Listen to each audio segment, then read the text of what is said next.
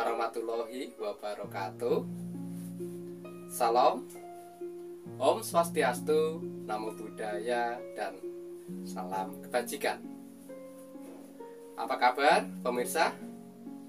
Pemirsa, pembahasan kita kali ini, mari kita sama-sama bahas tentang perbedaan kelompok antara kelompok para pecundang dan kelompok para pengemban amanah di dalam sebuah organisasi. Mungkin hal-hal seperti ini sering kita lihat di sekitar kita dan sering kita saksikan. Bahkan hal seperti ini seakan sudah dianggap hal yang wajar. Ya mungkin karena merekanya para pecundang di dalam tubuh organisasi sudah menganggap biasa gitu ya. Tapi ya nggak apa-apa lah. Seperti ini kita bahas di video kali ini dengan tujuan dan harapan semoga dapat menjadikan bahan koreksi diri untuk saya dan juga pada semuanya, terutama para anggota organisasi, dengan harapan semoga ke depan semakin berkurangnya para pecundang di dalam tubuh organisasi, dan yang ada tinggallah para pengemban amanah yang benar-benar amanah, tidak hanya merasa amanah namun tidak mentaati aturan dan peraturan organisasi. Dan semakin lenyap para manusia-manusia yang berjiwa ngeyel, ya wis salah ngeyel. Bukti daya otak mereka masih dangkal. Baiklah, mari kita bahas bersama-sama. Inilah perbedaan kelompok orang yang benar-benar pengemban amanah organisasi dan kelompok pecundang di sebuah organisasi. Untuk yang pertama adalah aturan dan peraturan. Kelompok pengemban amanah pastinya sangat paham akan peraturan dan mereka sangat taat akan aturan organisasi.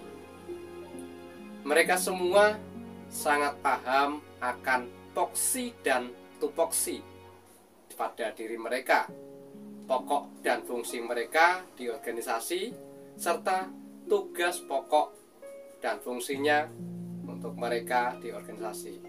Mereka sangat paham akan struktur organisasi dan sangat patuh akan aturan yang diterapkan di organisasi. Mereka tahu tugas mereka dan tidak berani melanggar aturan yang ada. Sedangkan para pecundang, mereka lebih cenderung tidak taat aturan meski mereka paham akan aturan, dan mereka seakan melawan peraturan meski mereka tahu peraturan tersebut dibuat untuk diikuti, bukan untuk dilawan. Mereka paham tapi pura-pura tidak paham tugas mereka di organisasi, fungsi mereka di organisasi, dan mereka pun berani membuat aturan-aturan sendiri, ya kan? Aturan dibuat sendiri di dalam pengembangan organisasi, padahal itu tidak boleh. Di dunia nyata sangat mencolok, ada banyak para pecundang yang melawan aturan.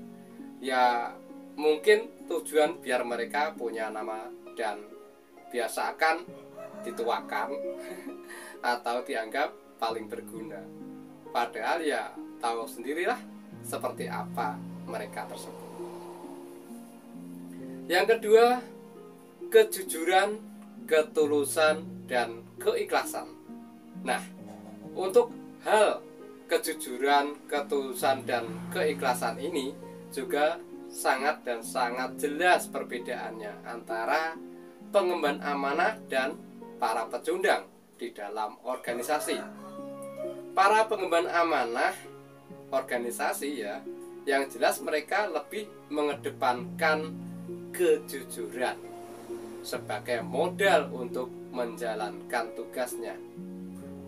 ketulusan dan ketulusan di dalam menjalankan amanah dan keikhlasan di dalam mengembangkan organisasi tanpa ada embel-embel ingin dituakan, ingin dianggap paling berguna, ingin dianggap paling berpengaruh di wilayahnya. Jika ia diberi jabatan, sudah pasti dia akan menjalankan dengan sungguh-sungguh. Beda halnya para pecundang. Mayoritas mereka di dalam organisasi hanya mencari sensasi. Keberadaannya di organisasi hanya dibalut dusta atau kebohongan belaka. Segala yang diperbuatnya tidak mematuhi aturan yang ada, ya, jadi semaunya saja. Dan apabila diberi amanah, dia pun tidak amanah. Dan apabila dicopot jabatannya, barulah dia bergerak ke sana kemari, ya, dan memperlihatkan kinerjanya yang sok amanah. Padahal apa yang dia lakukan hanya untuk menutupi keburukan kinerja di saat ia menjabat. Jadi semua ditutupi dengan hal-hal yang sudah usai itu. Yang ketiga, ambisi berlebihan. Yang ketiga atau yang terakhir tentang ambisi yang sangat berlebihan ini, bagi mereka yang niatnya mengemban amanah organisasi, mereka menjalankan dengan jujur, tulus, dan ikhlas seperti yang saya sampaikan tadi. Mereka menjalankan tugasnya hanya berdasarkan kewajiban, yaitu mengembangkan amanah organisasi sesuai dengan aturan dan peraturan yang ada yang dibuat oleh organisasi, dan tidak dilebih-lebihkan. Mereka pun tidak punya ambisi ingin menjadi pengurus, tidak ingin ditokohkan atau dituakan, ya kan? Jika mereka akhirnya dijadikan pengurus yang dituakan dan ditokohkan, yaitu suatu tugas mulia yang harus diemban dan suatu keberuntungan baginya. Karena apa yang mereka jalankan selama ini ternyata dinilai baik oleh para pengurus yang memimpin organisasi tersebut. Dan mereka paham tanpa ada jasa yang besar tak akan pernah ada, ya. Tak akan pernah mungkin dipilih, ya, dan terpilih menjadi pengurus, karena mereka para pengemban amanah sangat tahu sopo sing nandur bakal ngunduh, ora nandur ya orang ngunduh, nandur apik ngunduh apik, nandur elek ya ngunduh ciloko. Itu sudah jelas dan pasti. Berbeda jauh dengan para pecundang. Kebanyakan dari mereka sangat berambisi sekali. Ambisi yang berlebihan tanpa disertai tindakan yang lebih, dan hasilnya pun nol besar. Benar, mereka juga ikut menjalankan roda organisasi, namun jalan mereka tidak sesuai dengan aturan dan peraturan. Seperti yang saya sebutkan tadi, apa yang mereka jalankan dibalut dengan kedustaan dan kepalsuan. Mereka menganggap seolah sesuatu apapun itu bisa diraih dengan instan, seperti sulapan, tinggal bim salah bim. Apa yang mereka ingin terwujud. Padahal segala sesuatu itu ada tolok ukurnya, ada timbangannya, ya kan? Tapi ya namanya pecundang, adanya ya ngeyel. Itulah ya saudaraku, para pemirsa semua, 3 perbedaan yang sangat mencolok antara pengabdi atau pengemban amanah dengan pecundang atau pengkhianat di dalam organisasi. Sebenarnya sih masih banyak perbedaan yang nampak jika dibahas, tapi ya itu saja sudah cukuplah guna mengkoreksi diri, ya, setiap tindakan kita yang kita jalankan di sebuah organisasi. Jika kita menjalankan dengan salah, ya rubahlah dengan baik dan benar. Jika kita menjalankan dengan benar dan sesuai aturan, ya lanjutkan. Jangan takut akan hujatan atau intimidasi dari mereka para pecundang. Di sini kita sama-sama manusia, apalagi juga sama-sama ikut organisasi. Apapun organisasinya, kita wajib saling mengingatkan agar kita tidak terjerumus di jalan yang salah.